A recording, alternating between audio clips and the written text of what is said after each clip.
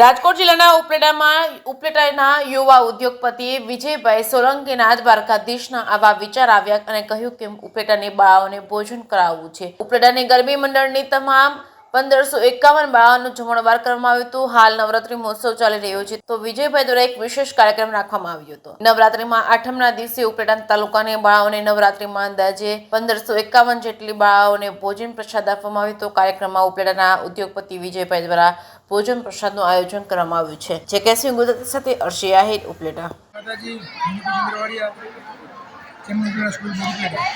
आज रोज युवक द्वारा पूरा उपलेटा शहर और उपलेटा तालुकानी 1551 દીકરીઓને જે આજે આપણે સૌ લોકો જોઈ રહ્યા છીએ માતાજીના 10 દિવસ મળતા હોઈએ છીએ।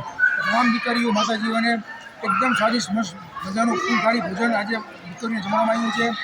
માત્ર આનો એક ઉદ્દેશ એ છે કે અત્યારે જે શહેરી ગરબીઓ જે છે કે શહેરી મહોલ્લામાં ગરબીઓ થાય છે, ગામડામાં થાય છે, શહેરોમાં થાય છે, તેની દીકરીઓ અને માતાજીઓને પ્રોત્સાહન મળે અને આ શહેરી ગરબી જે છે અને અર્વાચીન દાંડિયા રાસ જે છે માતાજીની આરાધના કરે છે તો દીકરીઓને સારી રીતે સંપૂર્ણ એક ભોજન થાય અને આ પરંપરા જે છે આપણી નોરતાની અને અર્વાચીન ગરબાઓની એ કાયમી જળવાઈ રહે, ટકી રહે અને લોકો આને કાયમી ટકાવી રાખે એના માટે આ ગ્રુપ દ્વારા 1551 દીકરીઓને મસ્ત ભોજન જમાડવામાં આવ્યું છે અને દીકરીઓને લાડી પણ આપવામાં આવેલી છે।